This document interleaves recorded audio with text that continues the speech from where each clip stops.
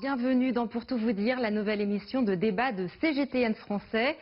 Près de 13 millions d'hectares de forêt qui disparaissent chaque année, 1 million d'espèces menacées d'extinction.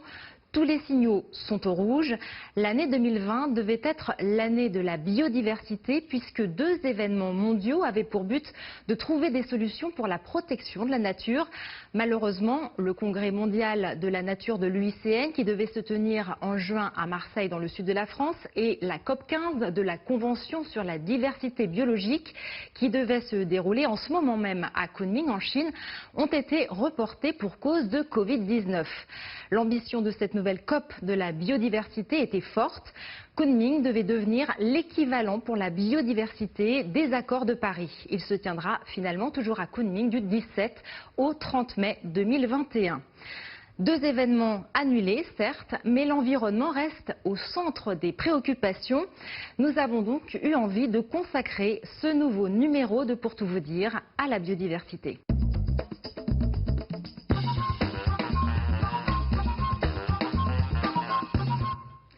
Cette semaine, alors que les débats de la COP15 sur la biodiversité devraient être en cours, se tient depuis le 17 octobre et jusqu'au 15 novembre dans plusieurs villes chinoises la 7e édition du mois franco-chinois de l'environnement qui se focalise sur la protection de la biodiversité.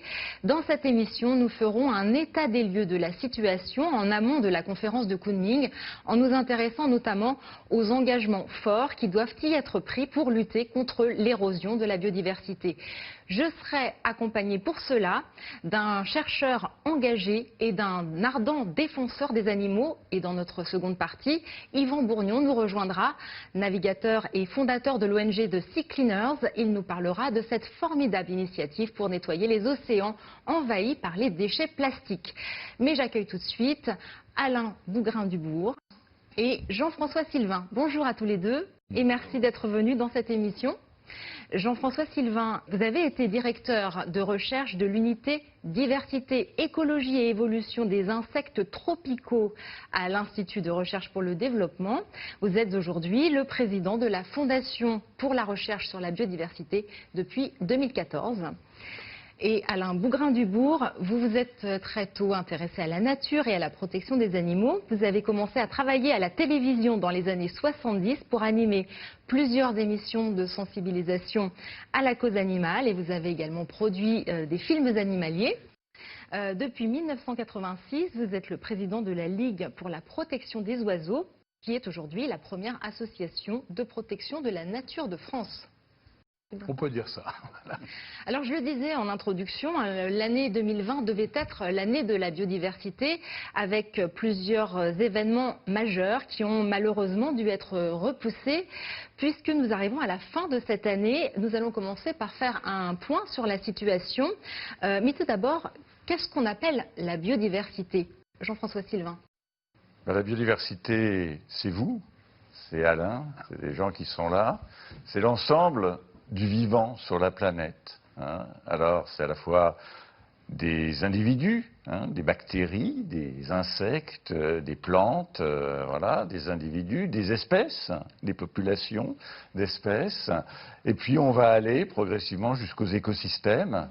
Et puis, peut-être ce qui est important, c'est toutes les relations qui existent entre ces individus, ces populations, les relations qui existent au niveau des écosystèmes. C'est un système dynamique, c'est un système qui bouge tout le temps. Et quelque part, il ne faut pas oublier justement cette diversité, tous ces non-humains qui nous entourent, qui vont encore une fois des bactéries jusqu'aux éléphants, en passant par les baobabs, etc. Mais le fait que nous sommes tous interdépendants finalement. Tout à fait. Quelles sont les principales menaces qui pèsent aujourd'hui sur la biodiversité, Alain Bougrain-Dubourg? Alors, juste un mot pour ajouter Oui. qu'on a flirté avec Mars, on a marché sur la Lune, mais on ne sait toujours pas combien il y a d'espèces animales et végétales. Donc, on continue d'en découvrir. Oui, on évalue actuellement à 8 millions, mais on sait qu'il y en a bien davantage et qu'il y en a beaucoup à découvrir, mais beaucoup disparaissent, comme vous venez de l'indiquer. Alors, globalement, la première cause reconnue, c'est aujourd'hui une forme d'agriculture intensive, aussi bien dans un pays comme la France, avec son cortège chimique, en Asie du Sud-Est, ça va être la manière dont l'huile de palme va déforester. Par conséquent, en Amérique du Sud, ça va être le soja qui a un impact sur les forêts sud-américaines, etc. Il y a l'artificialisation. Un pays comme la France, c'est 60 000 hectares d'asphalte et de béton qui rongent les terres agricoles et naturelles chaque année. Il y a l'assèchement des zones humides. On a perdu 50% des zones humides en 30 ans. À peu près. Il y a le réchauffement climatique, c'est pas nul. Il y a les espèces invasives qui arrivent et qui vont déstabiliser l'équilibre. Voilà, bien des raisons. Et autant sur le climat, on peut considérer que le citoyen, la collectivité, l'entreprise peut agir en faisant de l'isolation thermique, du covoiturage, de l'économie d'énergie. Autant la biodiversité, c'est plus compliqué. Parce que ça relève vraiment de l'exécutif. Il faut changer de modèle pour sauver le vivant. Oui, on parlera de ça dans la deuxième partie de l'émission. Pourquoi la biodiversité est-elle aussi importante pour nous, les hommes? On en fait partie, mais ce qu'on appelle la biodiversité, en général, pourquoi est-ce qu'il faut la protéger, justement, pour nous-mêmes? Il faut la protéger, alors, pour nous-mêmes, mais encore une fois, sans jamais oublier qu'on n'est pas seul sur cette planète et qu'on a une responsabilité par rapport aux autres, à tout ce que j'appelle les non-humains. Alors pourquoi?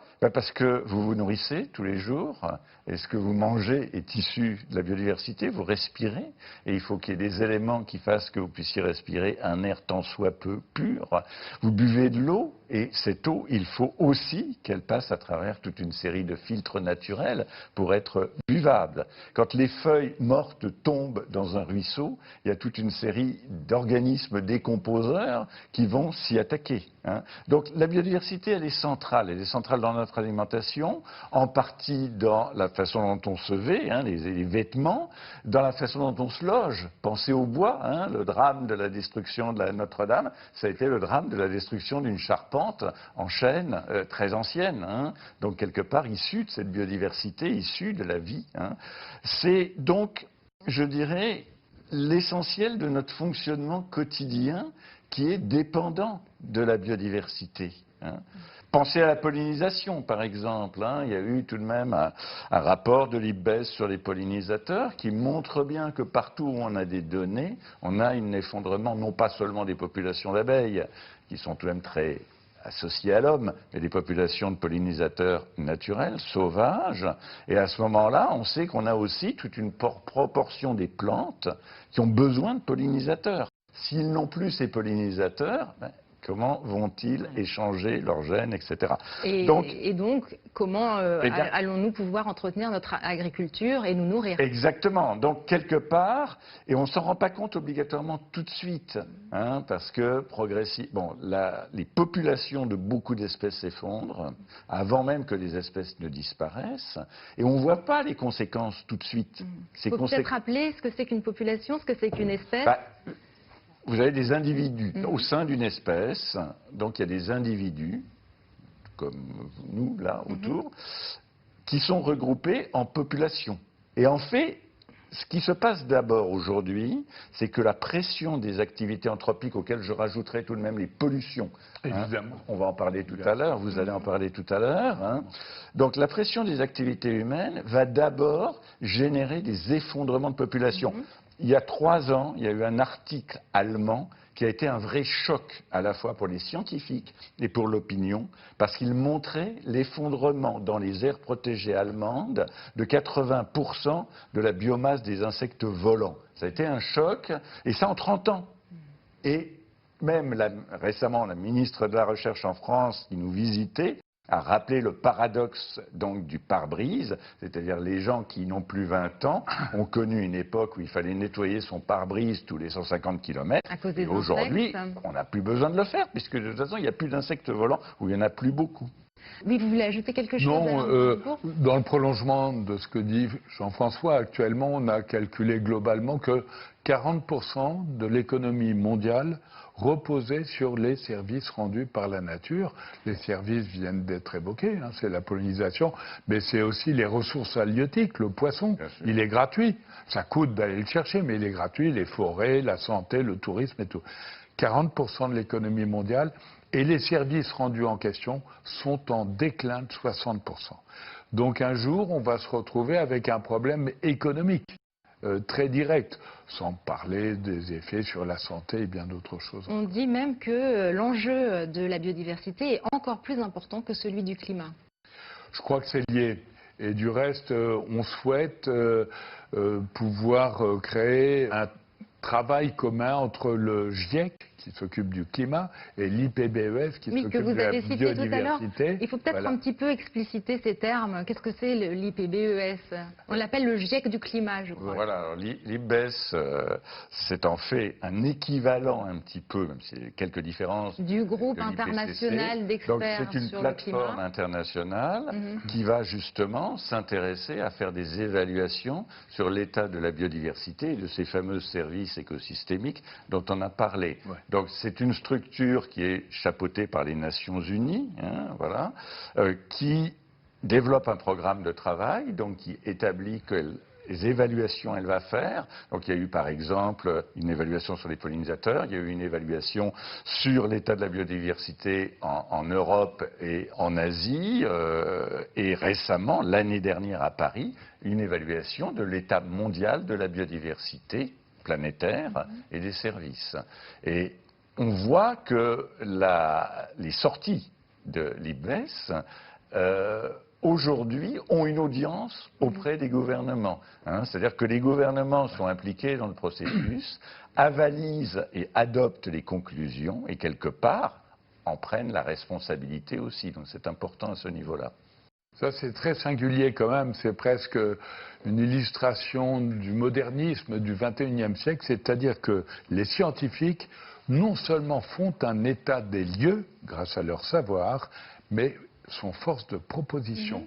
Alors qu'avant, c'était un peu la grande muette, les scientifiques s'exprimaient assez peu, ils étaient un peu contraints. Dans les COP, justement, c'est la grande réunion des États, des scientifiques, des ONG. Et donc, les exécutifs, ceux qui nous gouvernent, ne peuvent pas dire, premièrement, on ne savait pas, deuxièmement, on ne sait pas comment faire. Si les scientifiques nous indiquent comment agir. Alors, je dirais que pour une fois, peut-être, Alain est un peu idéaliste, c'est que nous souhaiterions que les gouvernements écoutent tout le monde. On souhaiterait, bien sûr.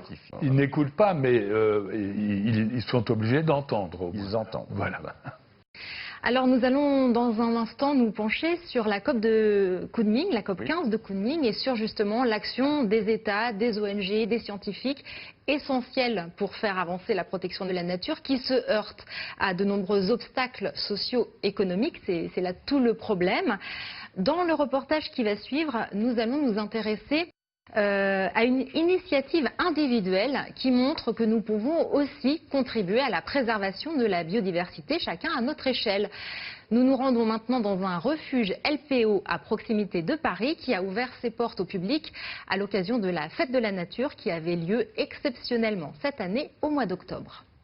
Un concentré de biodiversité niché dans un jardin d'Île-de-France. Depuis une dizaine d'années, François a ouvert son jardin à la faune et la flore locale. En s'appuyant sur le réseau de la Ligue protectrice des oiseaux, la LPO, il a aménagé les abords de sa maison pour offrir aux animaux de passage de quoi nicher, se baigner ou encore se reproduire. Un petit havre de nature qu'il fait aujourd'hui partager aux curieux. Est-ce que vous entendez les oiseaux qui chantent là? Et vous savez ce que c'est? Des moineaux, bien. Donc, c'est un oiseau qui se porte pas très bien en Île-de-France et notamment parce qu'il a des difficultés à trouver des endroits pour nicher. Le refuge LPO repose sur un concept simple. Un jardinet de quelques mètres carrés, une cour, une terrasse, un balcon peuvent suffire. Ensuite, des gestes simples et la nature reprend ses droits. J'ai fait mon refuge petit à petit en fait. Moi j'ai une sensibilité écologique depuis longtemps. D'avoir un jardin, ça, moi je ne le concevais pas autrement qu'en ayant des nichoirs, en ayant des mangeoires, en accueillant la biodiversité. Tout au long de la visite, les naturalistes en herbe découvrent les aménagements destinés aux animaux et à la préservation de la nature. Nichoirs pour les oiseaux, abris pour les abeilles solitaires. Un espace vert entretenu de façon écologique favorisant la pollinisation ou encore un point d'eau indispensable pour les animaux. La mare, c'est d'avoir déjà tout le cortège des insectes aquatiques, donc les libellules essentiellement. Moi je suis un fan de libellules, donc je suis content parce que j'ai plus d'une dizaine d'espèces différentes qui émergent de la mare tous les ans. Et puis ça permet aux oiseaux de s'abreuver et de venir se prendre le bain. Des gestes simples qui permettent à chacun de contribuer à freiner l'érosion de la biodiversité en milieu urbain. Le problème dont on s'aperçoit de plus en plus, les parcelles des zones pavillonnaires se réduisent, se bétonnent. Comme on morcelle les propriétés, il y a de plus en moins d'espaces verts. Et donc il faut d'autant plus préserver les espaces qui restent en accueillant la biodiversité. Les visiteurs, eux, sont sous le charme. Alors en fait, on ne savait pas exactement ce qu'on allait découvrir ici. Si ça allait être un lieu un peu avec des cages ou des choses comme ça, mais en fait finalement on est très bien surpris parce que c'est un lieu qui est très charmant et vraiment à la portée de tout le monde. Je pense que beaucoup de gens autour pourraient aussi faire un refuge pour les oiseaux. Des refuges pour protéger la biodiversité? Comme dit le proverbe, petit à petit, l'oiseau fait son nid. La sensibilisation du public, c'est crucial aussi. Ah oui, c'est très très important évidemment, mais je crois que les consciences bougent. Et voyez-vous, des refuges LPO comme celui-là, ce qui est formidable, c'est qu'ils ont un double effet. D'abord, une occasion de protéger in situ. On en a un peu plus de 30 000 en France, ça représente 40 000 hectares finalement de havre de paix, d'épanouissement pour le vivant. Et puis ce que j'aime bien, c'est quand même sympa, c'est que les gens ouvrent leurs portes, c'est-à-dire qu'il y a un échange, il y a un tissu relationnel qui conduit les uns et les autres à être curieux de nature et à être des protecteurs en herbe. Voilà. Alors, est-il véritablement encore possible d'inverser la tendance? Concrètement, en quoi le Congrès mondial de la nature, qui doit se tenir à une date encore inconnue en 2021, et la COP de Kunming, qui se tiendra, je crois, en mai, à moins que ce soit encore repoussé, pourront-ils donner un coup de pouce pour faire avancer la protection de la biodiversité? Jean-François Sylvain. Oui, alors je crains que ça soit encore un peu repoussé. Mais l'important, c'est que ça ait lieu à terme et surtout qu'on y travaille. Parce que nous, à la Fondation, nous avons souvent coutume de dire qu'en matière de biodiversité, on va dans le mur, mais qu'il est encore temps de tourner. Il est encore temps de changer la direction. On en a les moyens au niveau des États et au niveau, je dirais, à la fois du citoyen jusqu'à l'État, de modifier un certain nombre de comportements, de pousser les entreprises à beaucoup moins polluer, à moins, je dirais, à réduire leur impact, leur pression sur la biodiversité. Ça, on sait le faire, on peut le faire. Regardez alors des choses qui peuvent apparaître un peu secondaires, comme la suppression des objets jetables en plastique, etc. On en parlera tout à l'heure. Voilà, ça, ce sont des actions que l'on peut faire parce qu'on sait qu'à terme, cela diminuera les pressions sur la biodiversité. Supprimer les pesticides en agriculture, on sait que ça aura un effet favorable à terme sur la biodiversité. Donc il y a moyen de réduire les pressions des activités humaines sur la biodiversité. Mais, parallèlement, il faut aussi essayer de sauvegarder ce qui reste de biodiversité. C'est pour ça que dans le processus COP, reste tout de même à un niveau assez prioritaire l'idée d'arriver à protéger au moins 30% de la surface de la planète. Ça, c'est l'objectif de la prochaine. C'est l'objectif phare. C'est un des objectifs phares de Kunming. Il y a plusieurs objectifs. Et puis après, il va y avoir, je dirais, des étapes pour atteindre, puisque là, les objectifs, c'est 2050. Et puis, il va y avoir cette phase d'étape en 2030, etc. Et le but aujourd'hui, au niveau de la COP, c'est de définir aussi des indicateurs. Parce qu'on a pu parler des fameux objectifs d'Aichi, qui étaient très intéressants, très utiles dans l'absolu. Mais il n'y avait pas cet accompagnement de suivi pour permettre, je dirais, de mesurer comment on les atteint. Donc là, l'idée, c'est d'avoir des indicateurs, et puis quelque part, il va y avoir la grande question des moyens. C'est-à-dire qui apporte les moyens. Donc on va revenir sur les objectifs d'Aichi, si vous voulez bien. Donc ils ont été fixés en 2010 pour 10 ans. La COP 15 de Kunming doit prendre le relais derrière. Or, pour l'instant, ces objectifs n'ont pas été atteints. Alors, je vais peut-être demander à Alain oui. Bougrain-Dubourg. Non, ben écoutez, moi j'étais à Nagoya en 2010 avec la délégation française et j'ai le souvenir très honnêtement qu'on est parti un peu la fleur au fusil. Tellement heureux d'imaginer, c'était l'objectif, qu'on allait stopper le déclin de la biodiversité. C'était ça, on arrêtait le déclin. Après on verrait si on arrivait à faire remonter le vivant, à lui donner la capacité d'épanouissement, mais on arrêtait le déclin. Quand on a fait le bilan, le déclin continuait de progresser. Après, il y a eu amélioration. Non, aucune. Ça a été dramatique. Un constat d'échec énorme.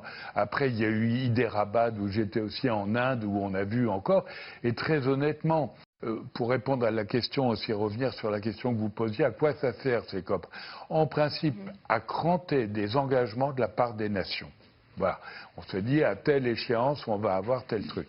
Et plus on avance, plus on voit que c'est difficile, donc moins l'ambition est grande. Et c'est là où c'est un peu terrible. Et pourtant, je ne voudrais pas être confus, mais en France, par exemple, on n'a pas démérité, on a fait une loi biodiversité en 2016. Elle était ambitieuse, prétentieuse même, puisqu'elle s'appelait loi de la reconquête sur la biodiversité, la nature et les paysages. C'était un peu martial. Je viens de faire un bilan pour le Conseil économique, social et environnemental 4 ans après. Ben, on n'a rien reconquis, on n'a pas stabilisé le déclin, l'hémorragie continue. Donc l'outil est bon de la loi, mais on refuse de s'en servir. Il y a une responsabilité très lourde des dirigeants. Je suis désolé de le dire, il faut du courage et de la détermination. Ces deux qualités ne sont pas au rendez-vous. Parce qu'il y a beaucoup d'obstacles. Oui, il y a des lobbying, il y a un changement de paradigme. On va de toute façon devoir terminer sur cette partie de l'émission. Donc, est-ce qu'on peut conclure sur peut-être ce qu'on peut attendre pour la suite? Je sais que vous avez évoqué l'éventuelle fusion entre la Convention sur le climat, la Convention sur la biodiversité et celle sur la déforestation qui pourrait peut-être leur donner un impact plus fort? Alors l'idée derrière, c'est de sortir de ce qu'on appelle les silos. C'est-à-dire qu'on ne peut pas, par exemple, lutter contre le réchauffement climatique, par exemple en développant les énergies renouvelables, sans se préoccuper des conséquences qu'un tel développement exponentiel peut avoir sur certains éléments de la biodiversité. Donc il faut arriver à traiter l'ensemble de ces enjeux environnementaux ensemble. Ça ne veut pas dire ne pas prendre en compte les spécificités de la lutte pour la reconquête de la biodiversité ou les spécificités de ce qu'on appelle la mitigation du climat, mais il y a un moment où il faut, soit d'abord au niveau scientifique et au niveau décisionnel, coordonner les actions pour éviter que la solution de l'une n'entraîne des conséquences négatives sur l'autre. On va poursuivre ces échanges sur la biodiversité et sur les moyens de protéger la nature en allant cette fois regarder du côté des océans. Pour cela, j'accueille maintenant notre troisième invité. Il s'agit du navigateur et fondateur de l'association de Sea Cleaners, Yvan Bourgnon.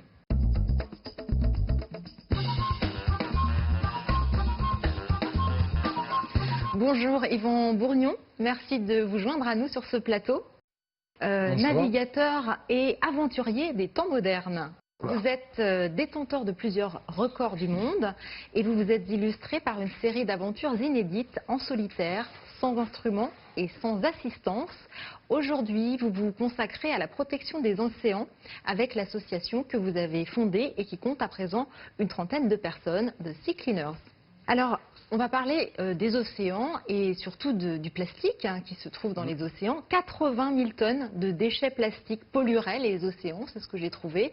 Au fil des années, ils se sont agglomérés en une monstrueuse masse qui ne cesse de s'étendre en plein milieu du Pacifique. On parle aujourd'hui d'un continent de plastique. Yvan Bourgnon, vous, cette pollution due au plastique dans l'océan, vous avez pu la constater de vos propres yeux lors de vos traversées en mer qui ont commencé lorsque vous étiez enfant. Est-ce que vous pouvez nous raconter? Alors déjà, on a un chiffre qui est un peu mieux que le vôtre, c'est 10 millions de tonnes de plastique chaque année qui arrivent dans les océans. D'accord. Un petit peu plus que 80 000 tonnes. Mais en ce qui me concerne, moi j'ai eu la chance de naviguer sur tous les océans et surtout de faire le tour du monde avec mes parents petits au début des années 80. Et là, la pollution était à peine visible, on la voyait vraiment pas. pendant 4 ans. Et puis je reviens 35 ans après sur le même parcours, le même tour du monde, avec un tout petit bateau, un petit catamaran à ras de l'eau. Et là, en naviguant tout le long de toutes ces barrières indonésiennes, Sri Lanka, Maldives, c'est là que je suis confronté à cette pollution, que je dois me batailler tous les quarts d'heure, enlever ces sacs plastiques coincés dans les gouvernails. C'est-à-dire qu'elle vous empêche carrément de progresser, voilà, je suis vraiment obligé de m'arrêter, et bateau. parfois je suis capable de compter 100 déchets plastiques autour de moi. Puis quand on sait que 99% de ces plastiques finissent au fond de la mer un jour, on se dit, waouh, si c'est comme ça à la surface, qu'est-ce que ça doit être entre deux eaux au fond de la mer? Alors c'est pour cela que vous avez décidé de fonder votre association de Sea Cleaners, un projet innovant qui consiste à nettoyer les océans à l'aide de bateaux collecteurs. Comment est-ce que ça fonctionne? Alors, Sea Cleaners, on ne fait pas que de la collecte, on fait aussi beaucoup de travail de sensibilisation. Oui, on en parlera aussi après, mais ces bateaux collecteurs. Voilà, on s'est fait connaître à travers un concept de bateau collecteur. On s'est vraiment posé la question de on se dit, est-ce que ça vaut le coup d'aller collecter les déchets plastiques en mer? C'était très ambitieux, mais à travers les études scientifiques, on s'est rendu compte qu'il y avait quand même des fleuves, notamment 20 fleuves dans le monde qui charrient énormément de plastique, plus de 60% des plastiques qui arrivent dans les océans. Et on s'est rendu compte qu'en étant dans ces endroits stratégiques très précis, dans les embouchures de fleuves notamment, on arriverait à capter une grande partie de ces plastiques, puisque heureusement 80% des plastiques flottent avant de couler un jour. Et donc on a essayé d'inventer des bateaux collecteurs. Alors ça, c'est celui qu'on voit derrière, c'est le plus grand, c'est le Manta. Mais aussi des ça, c'est celui qui va arriver, hein. Il n'existe pas encore. Il n'existe pas encore, voilà. Celui-là, c'est le projet, le plus grand projet qu'on a. On en c'est un bateau de grande envergure qui va arriver en 2024. Et puis, on a des plus petits bateaux aussi qui font 8 à 10 mètres, qui vont pouvoir aussi aller dans les ports, dans les rivières, dans les fleuves, pour aller aussi ramifier un petit peu plus en amont. Alors le plastique en mer, il a notamment des conséquences directes sur la vie des animaux marins. Est-ce que vous pourriez nous donner quelques exemples? Peut-être je vais me tourner vers Alain Bougrain-Dubourg.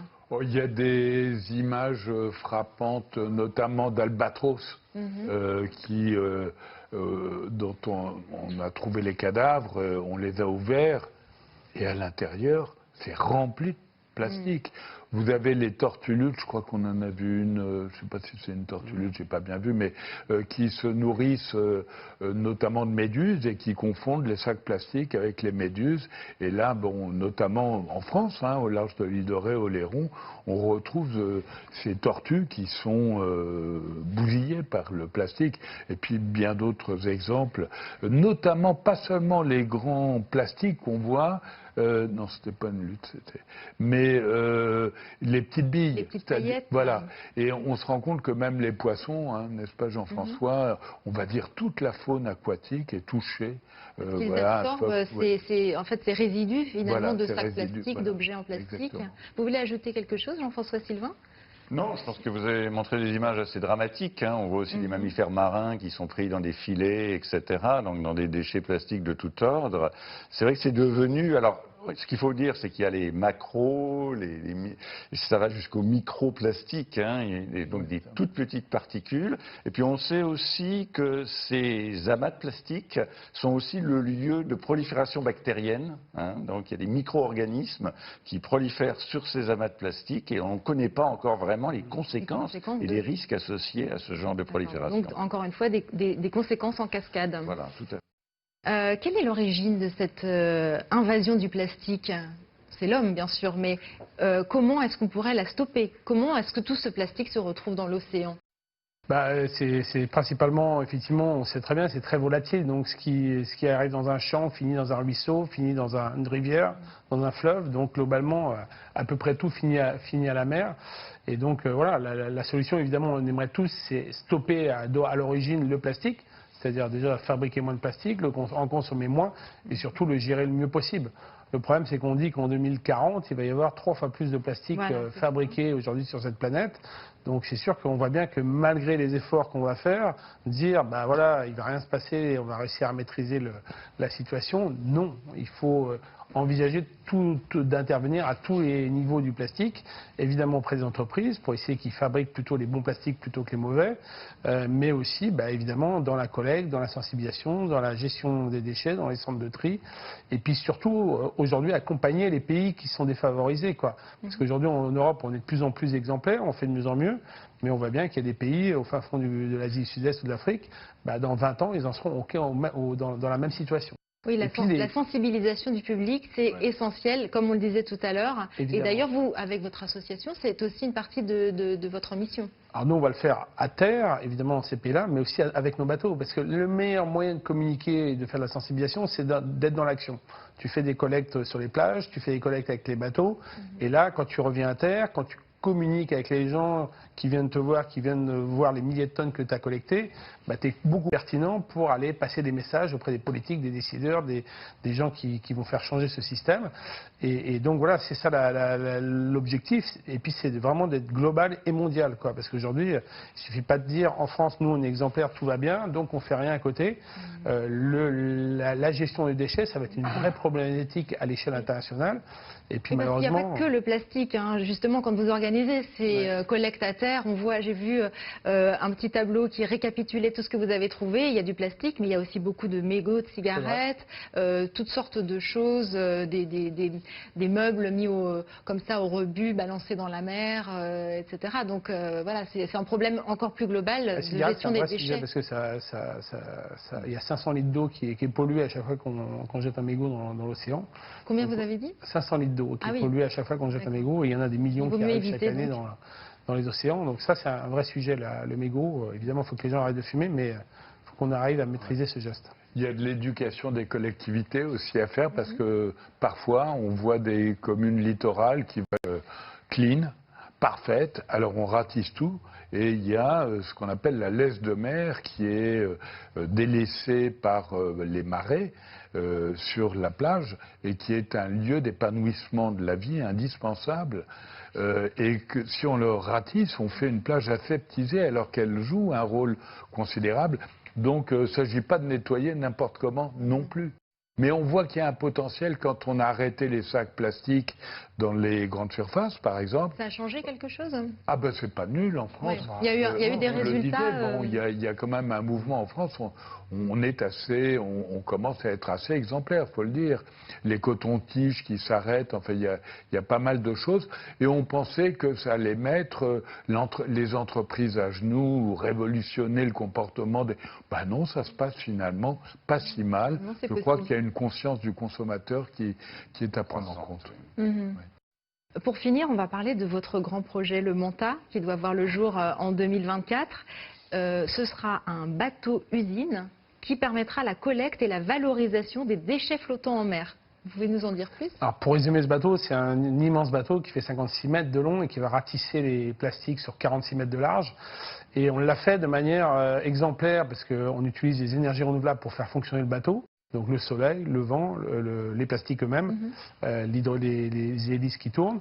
On s'est dit que c'est pas cohérent d'aller consommer 40 tonnes de gazole pour ramasser 40 tonnes de carburant, de plastique. Donc il fallait vraiment être cohérent au niveau des énergies renouvelables. Et puis surtout, on a essayé de trouver une solution pour traiter les plastiques à 100% sur le bateau, en utilisant une technologie qui s'appelle la pyrolyse.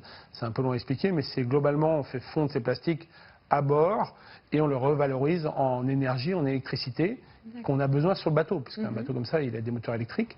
Donc on va directement utiliser l'énergie du plastique pour la transformer pour nous. Et ainsi, ce bateau, il peut fonctionner 300 jours par an.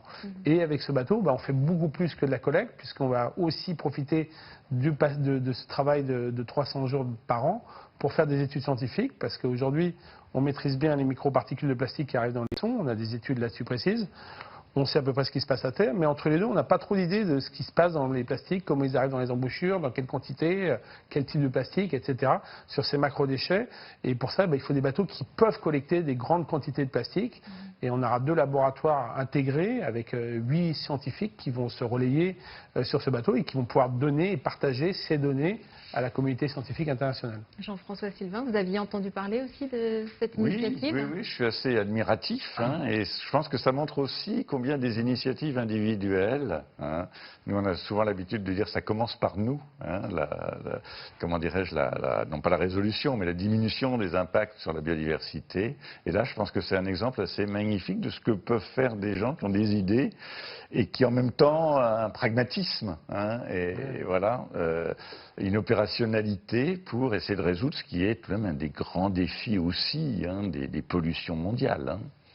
Bravo Yvon Bourgnon pour cette initiative pour laquelle nous vous souhaitons beaucoup de succès. Et merci à tous les trois d'être venus sur ce plateau nous parler de biodiversité, de la pollution des mers et aussi de la date importante de la COP 15 de Kunming. Je vous remercie également, vous qui nous suivez chaque semaine. Nous nous retrouvons la semaine prochaine pour un nouveau numéro de Pour tout vous dire.